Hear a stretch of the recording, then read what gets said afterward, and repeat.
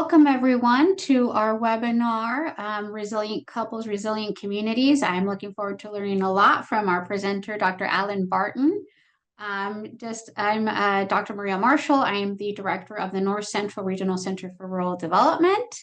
I'm looking forward to this webinar very much so. Alan, if you can go to the next one.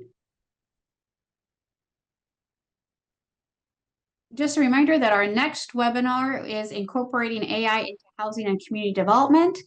It will be October 17th from 2 to 3 p.m. Eastern.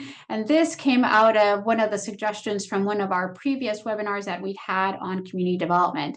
So I encourage you, once you do our surveys, right after the webinar is over, to put in topics that you are interested in and think we should be providing you as the NCRCRD. So we do actually look at your suggested comments for different topics. And so I encourage you to, when you fill out the survey, to give us more topics that are of interest to you. So let me introduce our speaker for today is Dr. Alan Barton. He is Barton, sorry. He's assistant professor and extension specialist at University of Illinois Urbana-Champaign. Alan is a prevention scientist whose research program focuses on identifying novel and effective ways to promote the health and well-being for children, couples, and families. His webinar today is Resilient Couples and Resilient Communities. So Alan, it's all yours. Right. Thank you, Maria, and the entire NCRCRD team for the invitation to speak today. So this is a topic and a project that I've been a part of since about 2020 was the genesis of this. And I'll give a bit of background, but it's been one it's been challenging, like most projects we work on are, but also extremely rewarding. And so I'm happy to share a bit about what we've been working on as a team in Illinois and with help from NCRCRD, also the entire North Central region. And feel free, if there's any questions at any point along the way, I'm happy to field those. You can unmute or put those in the chat, and then at the end, I can probably look at the chat and can talk through questions as well. Okay? All right, so I will kick things off. To begin with, I'll always like to start with a note of thanks to various people for making this project possible. So first was the Small Grants Program by NCRCRD. That small grant really helped us begin some of the initial phases of greater scalability of this project, moving it beyond outside just the state of Illinois. And then also, huge thanks to the Strong Couples coaches and the other project team members. I have the opportunity to talk about what we're doing here, but when I say it's a team effort, it is a huge team effort. And I have a absolutely tremendous team of coaches, of extension professionals throughout the North Central region that just make this project happen. And it's a joy to work with them and a privilege. And I'm so grateful for all the ways they have just made this project possible, as well as some of my other team members, both graduate and undergraduate students at Illinois, that do some of the behind the scenes work so that way couples can get a really good experience getting in the program. Also, for the participating couples go through this. Most people, I realize, either when they get married or when they start meeting somebody, they don't think, you know what, I hope 2 years from now we get to take a relationship ed program. Some couples do, but that's not most. And so I know for a lot of couples, even just doing this program, maybe just for one of them, is a bit of an ask. But for those that do, as you'll see, it seems to lead to some pretty things, but they took the step to make that investment for their relationship. That is probably going to help them and their family and a little bit broader community as well.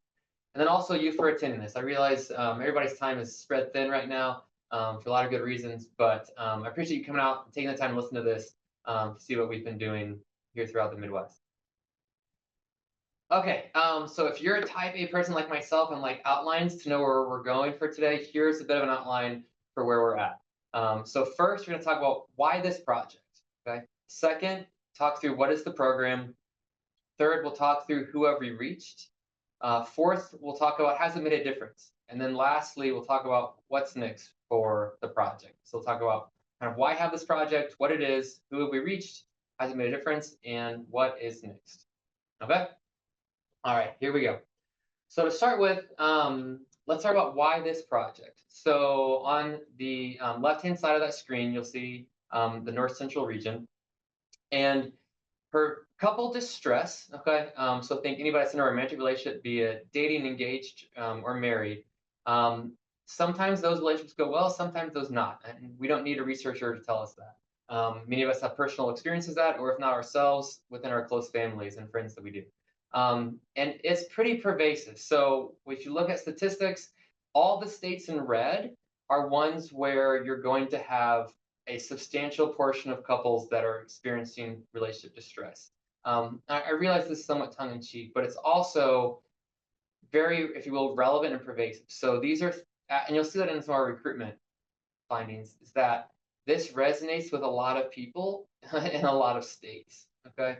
And so we realized when I talked through on this topic that this is something that, again, it hits home and is very relevant to the lived lives of individuals in our communities, the communities that we care about, the communities we're trying to serve. And it's important to pair that also with the wide-reaching effects of couple distress. Right? And so not only is pervasive distress pretty prevalent, statistics will vary, but I would say it's not a conservative estimate to say between a quarter and a third of relationships on the whole would be broaching some level of distress. Okay, and it's non-trivial. Okay, there are some arguments in social sciences that are hard to make. This is not one of them that's hard to make. We have decades of social science research that shows when couples and individuals are in a relationship that has higher levels of distress, negative conflict, you can think about all the negative things that can go wrong. It has lots and lots of not so good outcomes for individuals and beyond. So we see that for adults' mental health, right? You can imagine both mental well-being and also their physical health. So there's some nice research in the 1990s that showed even like wound healing. When couples were really argumentative, the experiment was to cut people and see how long it took for their wound to heal. In couples that were in more distressed relationships, their wound took longer to heal. And there's lots of other stress and other things to talk about, but distress in relationships affect people mentally in terms of anxiety and depression, depressive symptoms, and also their own physical health. It also has wide-reaching effects on children. Okay? Again, decades of research that show when there's high amounts of conflict, distress, arguing that kids are exposed to, that is negative on average, not everybody, but on average, has a negative effect for children's development and also their well-being. And it's also important, I think, especially for us to talk about kind of people that are not just in, if you will, the family science or family consumer sciences wing, particularly in the extension, of the broader impacts of couple distress. So I've got another slide to talk a little bit about kind of overall relationship stability, but if you will, when things aren't going well at home, things aren't going well in a lot of areas too. And we see that, if you will, spillover of when there's instability and distress at home and the couple dynamic, that affects lots of other areas of individuals' lives, including their work. There's some research that highlights how when there's distress, when the couple relationship quality is lower, the individuals are less engaged or miss more work as a result of that. So again, it spills over and it flows more in the community economic development. It certainly affects job performance. And overall economic well-being. There's some really fascinating research that's come out. Just looking at either regional or state, when you look at how couples are relating, the nature of couple relationships and stability of them, how that either promotes or hinders the overall economic well-being of that region. Okay, I won't go into a ton of that, but for the economists in the room, there's some really interesting findings about family stability and family structure aspects and how that relates to the economic well-being of that household and the broader community. So that's the argument for like why this project. Okay, now let's talk about a little bit about, particularly as it relates to rural middle class America. And so as we think about particularly the segment for NCR, for this group of North Central Regional Center for Rural Development, there's been a really interesting demographic trends and shifts over the last 30, 40 years. And people that are in the demography world, economics, and a few other places have really started to try to characterize those in ways that, and sometimes these shifts maybe aren't what, on average, you'd say they probably haven't helped promote the well-being of children in the communities in which they live. Okay, I won't go into all of these. These are just a few of the kind of snapshots that we've seen highlighted across. But essentially, there are various family structures that people can have, particularly as it relates to for children.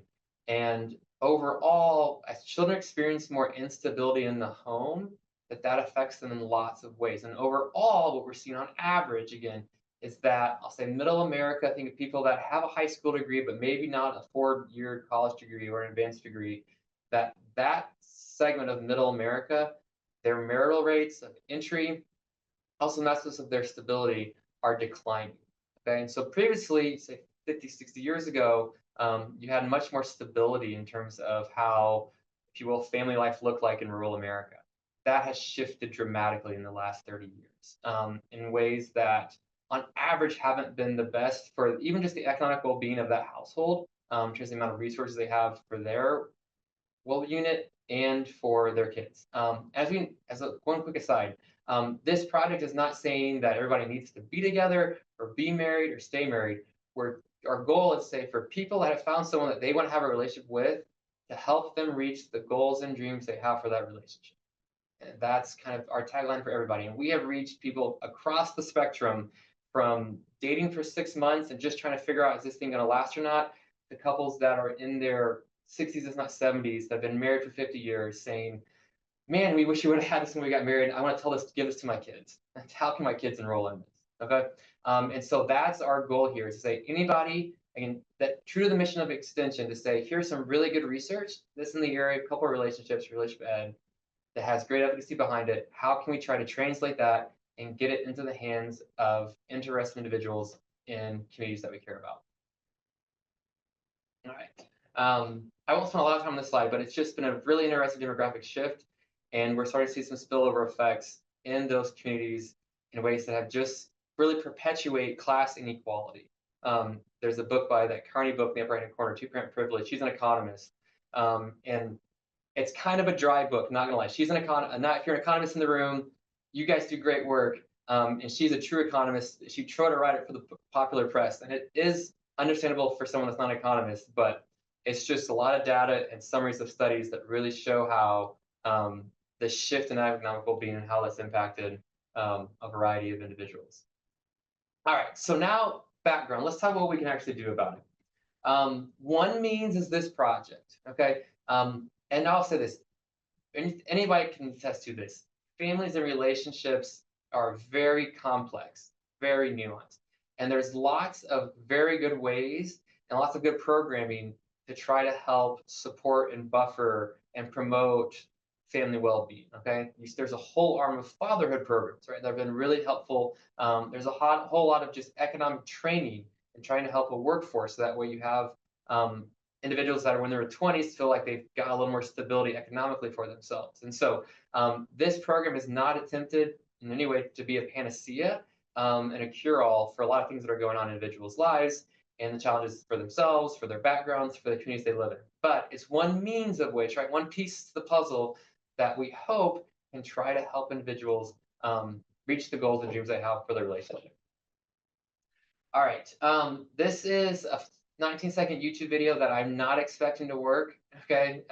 We tested it out once beforehand, and most times when I present it, it doesn't work. Joke beforehand, but if you're really interested, you can search on YouTube, Strong Couples Project, and I'm guessing it'll come up pretty quick. We can put the link in the chat afterwards too.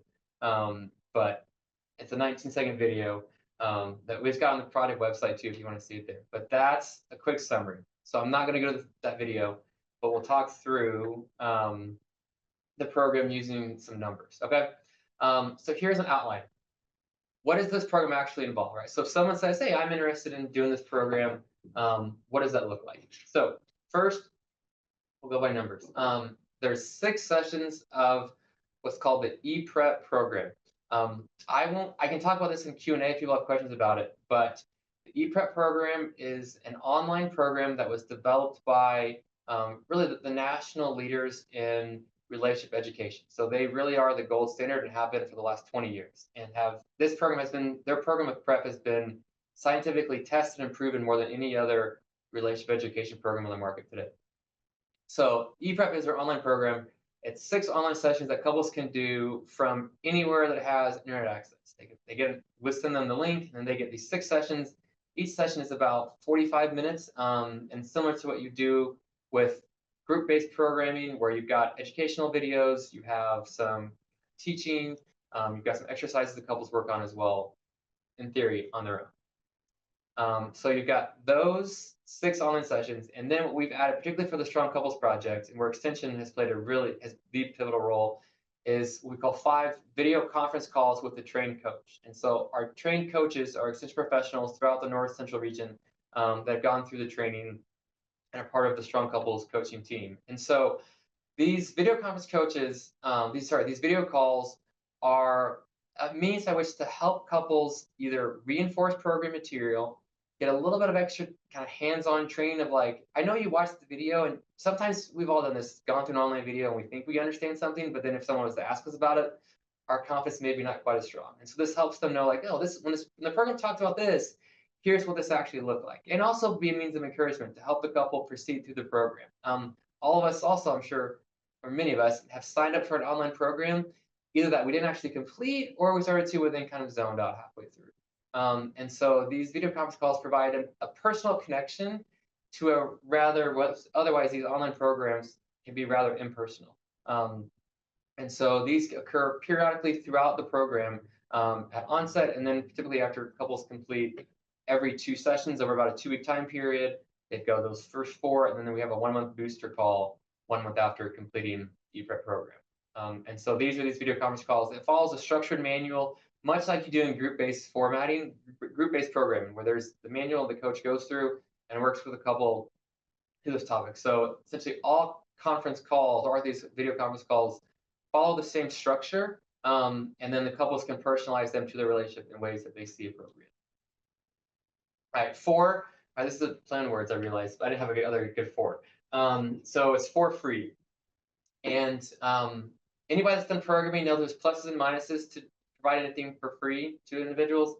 But one of the goals for this program was to remove as many barriers as possible for individuals to enroll in the program. Okay? Again, as I said at the beginning, even just sometimes the ask of like, hey, you want to do this program with me? I think this program would be good for our relationship. That can be a hard question to ask in some relationships, and lots of people can find reasons not to do this program. And so we have tried to remove as many common barriers as we hear for individuals doing programming like this. So that's one reason it was online, is because transportation, childcare, work schedules, all get in the way of group-based programming. The cost of this, removing that. The video calls are scheduled at various times throughout the weeks that work well with the coach and the individual. So we try to remove as many barriers as possible, one of which was eliminating program costs. 3 is for 3 ways of survey assessments. So for the evaluation people listening to the talk, individuals complete a survey at pre-program, and they complete one shortly after finishing the EPREP program, which is typically about 2 months later. Then they have what we call our long-term follow-up 6 months later. And so again, this just helps knowing kind of immediate impact of participation programming and also long-term impact. Because again, we want to know, and we're getting qualitative feedback from individuals' experience, but what type of kind of observational quantitative data are we getting from individuals, and helps us know who we're reaching to. 2 would be 2 partners. So this requires dyadic participation, and that means basically we need to have both people go through the program and both people on the calls. There are some programs in relationship education that are starting to move to individual oriented, in the sense of there are sometimes that one person in the relationship is interested in the program, but the other person is saying, no way am I doing something like this. So that's not what this program is designed for, in part because it's very behavioral, and it's very didactic in the sense of it's the couple talking together, working together on things, so that way we really need both partners to be there and to get it, to really make this program work. So that's 6, 5, 4, 3, 2, 1. And then 1, stronger couple, stronger family, and stronger community. And again, that's the goal. And this is, I was talking with someone earlier today. We have realistic expectation of this program in the sense of there's a lot going on in individuals' lives and families and communities. But there's enough research to say also that if you can help move the needle, however small, in helping families and individuals have these stable relationships for their couples, and their kids be able to see that too, that can go a long way and make a lot of positive impact for a lot of areas. All right, so that was kind of an overview of the program. Now I'm going to talk briefly about the coach training and participation, because that's been a key piece of this program and has really expanded the reach of this program in some really positive ways. So as I mentioned on the last slide, in addition to the online program, we also have remote coach calls that occur with coaches that are trained extension professionals. And so as part of the small grant that was received with the NCRCRD program, is that we were able to provide to get more coaches trained in states throughout the North Central region. So we reached out to states all throughout the region and had interest from six different extension state systems said, yes, happy to be a part of this right now and provide some individuals that'd be interested in doing coaching. And so there was, I think, a total of 2 different coach training workshops that were delivered in fall 2022 and fall 2023. And so those are individuals that are in extension across a variety of systems. So obviously the most logical or most immediate extension program area is family and consumer sciences. But I've had individuals across a variety of program areas get trained as coaching because they can make the pretty clear connection that as part of my programming, I do work in this area, but I also work with families. And so my ability to be trained in this, to be able to provide coaching to individuals in my state on this topic is also really relevant to this program area that I do. So those show the extension systems that have been trained to date. And I think we've got today 20 extension professionals across the North Central region are now getting trained to be program coach or have been trained. And that's in addition to the ones in Illinois that were previously trained as part of some early phase 1 of the project. And so anybody that's done interstate collaboration knows that there's a lot of groundwork that goes into making that happen. This one was no different, but for sustainability and scalability, right, we've been able to reach a lot more couples as a result of this. And it's been I hope, and I can speak to the one on this team as well. It's been a really rewarding project for the individuals that have been a part of this project. And so it's, again, multi-state stuff is work, but your reach and impact is also can be a little more impactful. Okay, so now let's talk through who actually have we reached. Okay, so that's background of the program. Now the question says, who's actually enrolled? Okay, so the project overall has, if you will, 2 main phases. So if you hear phase 1, phase 2, here's what this refers to. Phase 1 was the initial launch just within Illinois, where we said, can we do this within Illinois, and what type of information are we seeing? And so this was phase 1. That was from 2020 to 2022. So our numbers for that phase 1, we had over 600 program interest forms completed. So that's where someone goes to the project website and clicks on, says enroll now, just like you can still do on the website now, and says, yeah, I'd like to complete this. I'd like to enroll in this project. And then of those, we had 169 couples enrolled. The reason that's lower is, 1, you have some individuals that learn about this, they ask their partner, the partner says, no way am I doing this. Sometimes you have partners learn about this, and then after they sign up, they're like, yeah, maybe I don't want to do this after all. Other times is we also had a little bit higher for phase 1 of survey completion requirements, and so that caused a little bit of a loss as well. But that's in terms of phase 1, what we had for enrollment.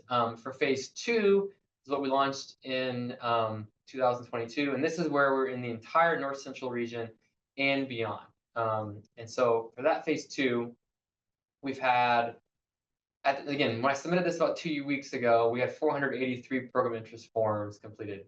We may be we're close to probably 500 now. I know we've had at least 10 just in the last week and a half, not more. And so that many program interest forms enrolled, and we've had 177 couples get enrolled. And still, I have no doubt within this week, we're probably getting a couple more couples to enroll as well.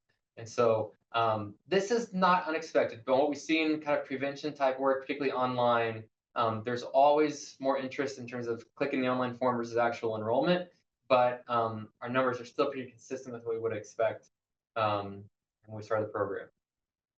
And we've reached 19 states to date, including 8 couples have been represented 8 out of 12 North Central regions. And the other thing as well, as you say, kind of website tracking, is over 22,000 website visitors across both phases. So I highlight that just because it tries to help show that we're at least talking through something that is relevant, and again, trying to provide information and answer questions to questions that people are asking. And even if you do some internet searches on things of like just how many people search like online help for my relationship, that we want to be able to provide some of the best research-based information to individuals that are trying to look for that information, as well as the normal recruitment routes that we've been using as well. So that's who we've reached. One other aspect of who we've reached, particularly for people that work in extension, at least in Illinois, and I imagine other states too, we're really trying to broaden the reach of who extension is serving. In addition to continuing to serve audiences that have been historically touch points with extension, we're also trying to reach a broader segment of the state. And this project so far seems to suggest that we've been able to do that. This is from phase 2 data. So this is North Central Region and beyond. We ask individuals as intake, how familiar are you with extension? And so we're talking, so add those not at all and minimally, you're looking at over 70% of individuals are either not at all familiar with extension or only minimally familiar with extension. That this program really is some of their first meaningful touch point ever with extension program and extension resources. And we also ask how many have participated in an extension sponsored activity in the last 10 years, and 85% have not participated in an extension sponsor related event or program in the last 10 years. So again, one goal of this project was to try to help expand the reach of extension into segments of the population that historically haven't had benefited from extension program resources. And we've seen these data suggest that we've been able to do that pretty well. Okay, so that's who we've reached. But then this question is actually, has it actually made a difference?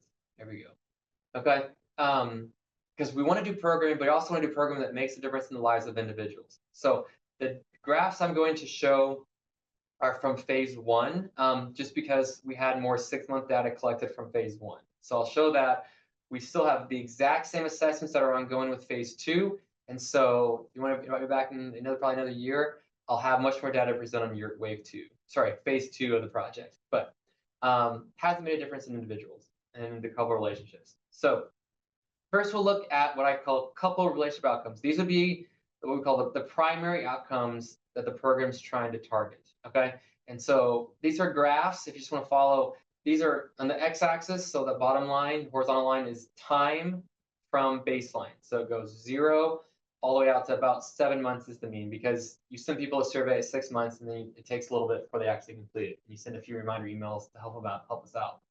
So that's time. So the actual intervention time, that program, is actually those first 3 months. But then we asked people to follow up over 6-month time point.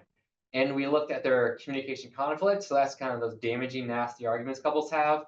Sense of partner support, my partner listens to me, my partner's care for me, understands me. Relationship instability is the sense of, do I think my relationship's going to last? Or I've had concerns that my relationship is not going to last. And then also looking at co-parenting conflicts. So in the sense of, you know, Scott, who has kids and co-parenting things, like, are we on the same page? Are we on a team? Do we agree about how we parent our child?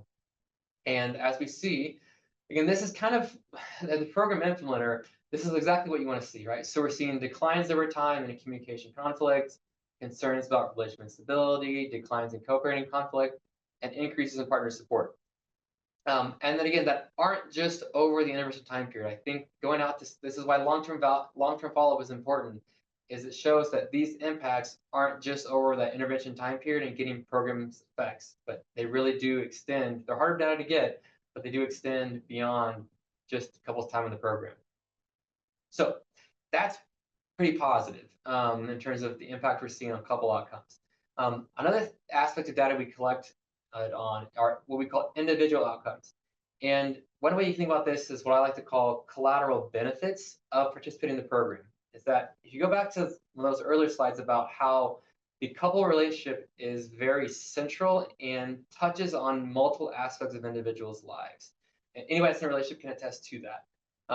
And so when you're able to make meaningful changes in those couple dynamics, you get what I like to call collateral benefits that spill over and affect other aspects of individuals' lives too. So if that's the case, then individuals that go through this program, in addition to improving their couple relationship, they may actually elicit benefits in other areas of their lives as well, even if those areas receive 0 actual content in that actual program, the Strong Couples project that they went through. So let's look at that. So this is looking at individual or personal outcomes, again, over that same time period, over these 7 months. And what we see is some actual movement in some areas. Again, the program devotes no attention to mental health or mental well-being. It talks nothing about sleep. It talks nothing about alcohol use. Okay. And I include general health perceptions on there. That didn't change. And as a program evaluator, I'm actually glad that it didn't, because I wouldn't have expected that one to change as much. So the fact that that's non-significant, that where it says F, general health perceptions, means that it's not just that the people were answering surveys saying everything in my life is better, that they really were thoughtful and said, well, my general health seems to be the same, but we did see movement in these other areas. That individuals' reports of psychological stress significantly declining, individuals' sleep problems significantly declining, individuals' problematic alcohol use significantly declining, all among participants going through this program. And again, the program is designed to help strengthen couple relationships. We talk nothing about alcohol use, talk nothing about sleep, talk nothing about psychological distress. But think back to the previous slide, right? That we're having couples eliminate negative communication and nasty conflicts. They're more supportive of each other. There's less concerns about instability. They're co-parenting better with less conflict and arguments. So those changes there would seem to suggest they may spill over, and we see these benefits for other areas and other individuals' lives as well. All right, so that's quantitatively. And then we also at phase 2 get couple feedback as well, just an open-ended question of like, any other thoughts you have about the program, or feedback you want to share. And this is feedback that we've gotten from wave 2. So one couple from individual from Wisconsin, the tools are powerful and simple, mostly easy to implement and worth the effort to implement. The program helped to bridge the divide between us. We still have a lot of work to do, but we are started. I love that quote.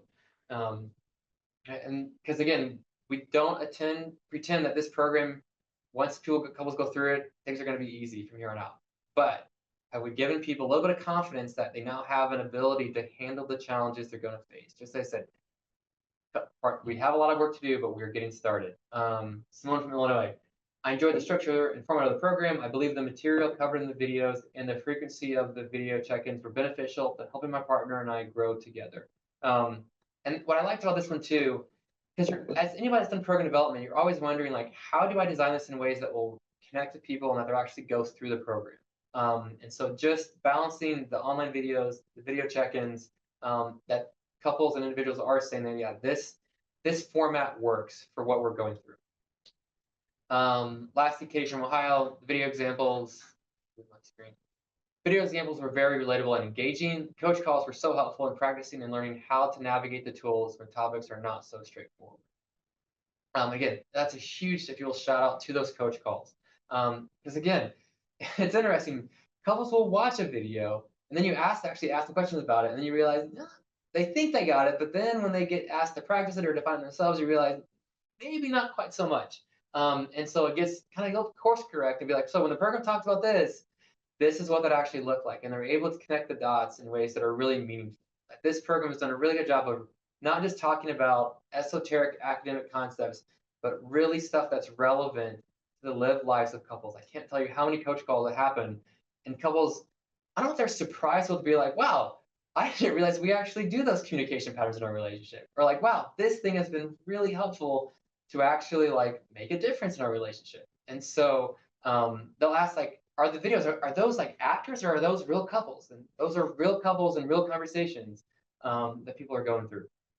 And I'll also note this, for the coaches that go through this program, and we're very clear on this. We use the term coach, not clinician or therapist. The vast majority of coaches have zero background in any type of clinical or therapeutic experience. These are program facilitators and program educators and extension professionals, much like people on this call. And so the program was designed in such a way to be able to that coaches can do this without any background in clinical work or any schooling necessary, that they are extension professionals doing their own active programming in lots of other areas. And this is one other piece to that. All right. So then the question about what is next. That's a quick screenshot of the product website that's still live. I think we'll have the link on the last slide, or you can also just Google it and search it and find it. But that's still live and ongoing. And that, from the very genesis of this program, sustainability and scalability were, if you will, in its DNA. There's been lots of great programs that have been developed, but many of them have been so resource intensive that they're not sustainable after the grant ends. And those programs are valuable, but one aim of this project was to really say, what can we do? How can we make this sustainable? And so one key aim of the program has been to maintain project sustainability. And one thing I'm really proud to be able to say is that we've been able to do that. Okay. That we're still, if you will, in the field, still alive, still enrolling couples today. And so the infrastructure has been in place that we've been able to have enough, and it's been a huge credit to the extension professionals adding this as part of their program of work, as to part of what they're doing in extension. And then at Illinois here, we're helping to maintain the administrative side of it to keep things going as well there. And so we've been able to do that. We're also continuing to build project scalability. So as you saw in the last or mid slide, we've reached 8 of the 12 North Central region and had coaches gotten trained in each of those states. We're always in those early stages of trying to build the connections with other extension states and see if they have professionals that would be interested in be able to serve as coaches and start to be able to provide the program in more direct ways to couples in their state. To date, how it's worked, our coaching always primarily works with couples in their state, but we also have enough of a team now that if there's the demand of a certain state exceeds their coaching capacity, that we have overflow couples that can then take on that couple. Or if they're outside of kind of where coaches have been trained, we have a team of coaches that can do that as well. So that allows us so far to be able to maintain and continue to provide the programming to all couples. But we're also always looking to expand the project. And that, again, that takes time to do and get those networks going, get new coaches trained, get all that going. But our goal is to be able to continue to build the infrastructure so that we're still able to reach, again, more couples in more states. Because that's really, at the end of the day, is we want to continue to help more couples develop strong relationships. We realize that for a lot of couples, this is always the first thing on their mind. But when things aren't going well, it's like, where can you find, as the website says, when you need help, getting trustworthy and effective relationship support can be a challenge. And so this project is designed to do that. And so we've been really encouraged with the progress to date and support we've gotten, and are excited about the future. And didn't have a chance to have coaches, but and anecdotally, I can say with the coaches that are on this project, many of them say, like, this is not a highlight, but one of the highlights of their programming, because you're able to, sometimes with extension programming, you feel a bit removed from the actual participants and individuals that go through the program. But this type of coaching, you really sometimes see the difference from call 1 to call 4 with a couple that happens. And so even in terms of how they talk or how they're looking at each other and their feedback, and just the word of mouth and referrals that we're getting, the fact that we're not doing a ton of advertising at this point, but we're still getting steady enrollment because we're seeing individuals are seeing the difference, right? And the best compliment we can get is when individuals refer it to individuals around their state or other family members. And so that's in a nutshell where we're at. And I'll say a couple of closing remarks. If you're curious at all about this project, leave my email on here. Feel free to reach out to me with any questions. I'm always happy to talk about this project and how we can collaborate either with what's going on within your state or to get your state involved and who I need to talk to within your state in order to learn more about it. At this point, we've gotten some pretty good data, as I try to share a little bit about the program, who it's reaching, and the impact that it's having. And so we're continuing to have those conversations and continuing over time to keep build that infrastructure so that way for individuals that are looking for help for their relationship, they can get some of the best research-based information available to them. All right, that's the product website as well. I will stop sharing my screen. I know there's been a few things in the chat, but then Marie or someone, you want to take over and see do some Q&A time? Yep, sounds fantastic. I think we're a relatively small. You can put questions in the chat. We did put the links in the chat for the things that Ellen was talking about for the project and the video. As we wait for people to put questions in the chat, I'll start with one question.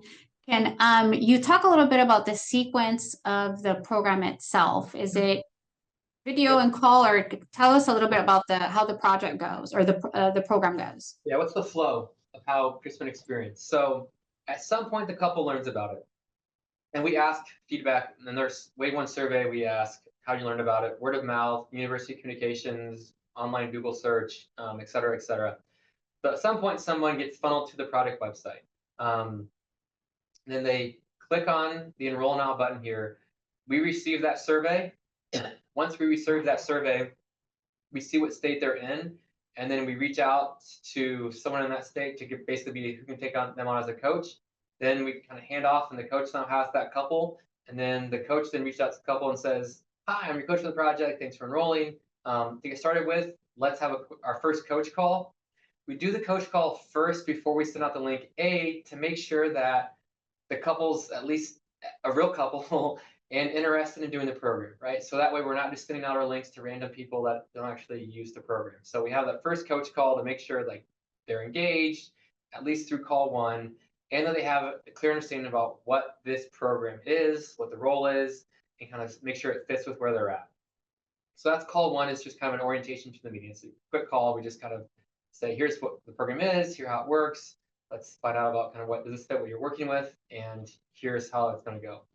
After that, we then send them their own personal link to the ePrep program, where they can click on the link, they create their own account for free, and then they have access to go through the ePrep program.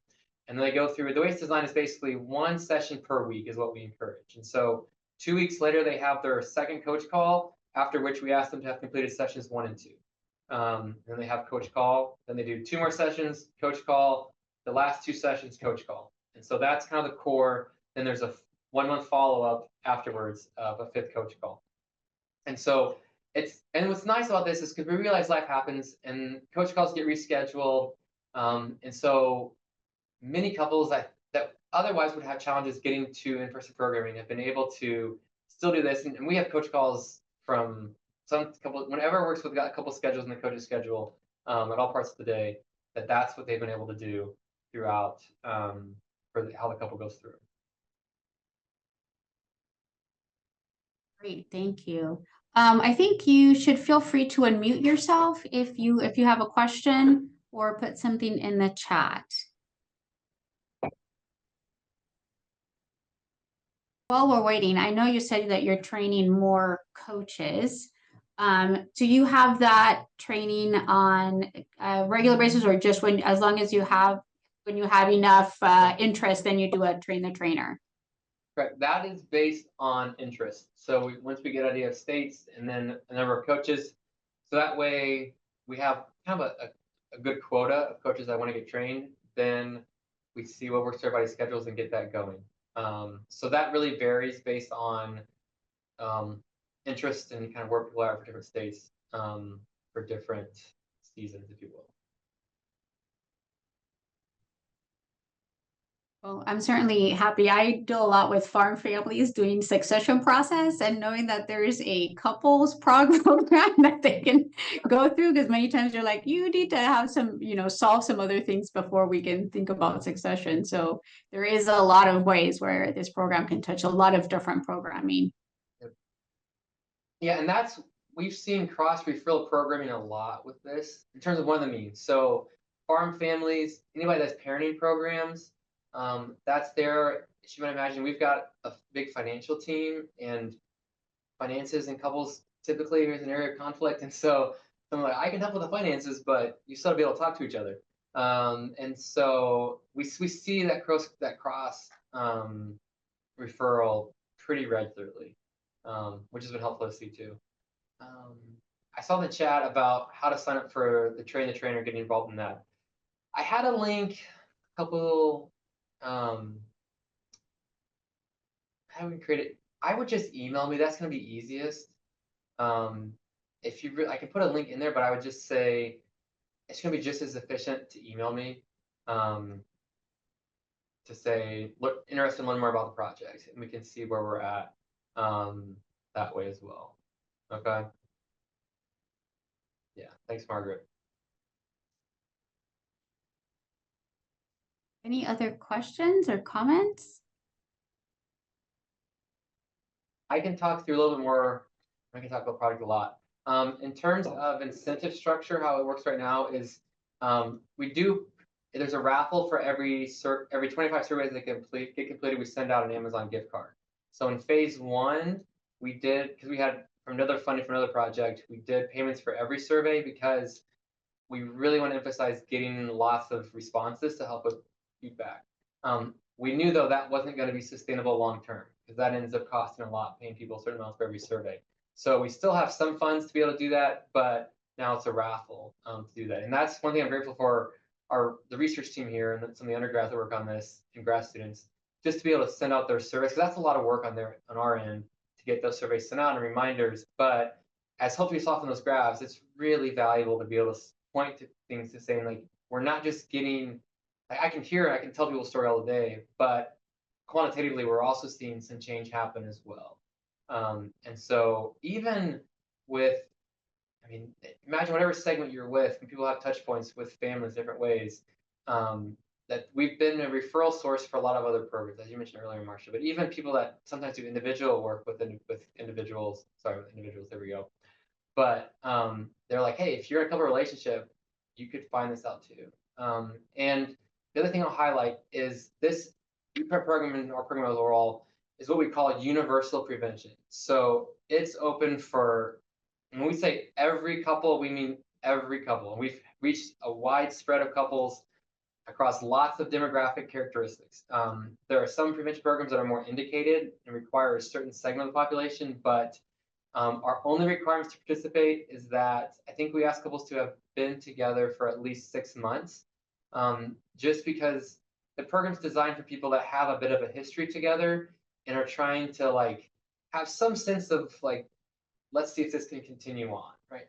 And again, we've had the spread of, as I said earlier, just dating to married, but we do ask that the couple been together just for a bit, because this isn't the right early stages. Is this the right person for you? Match selection. This is more like, we've got a relationship going on. How does this work? And can we make this work?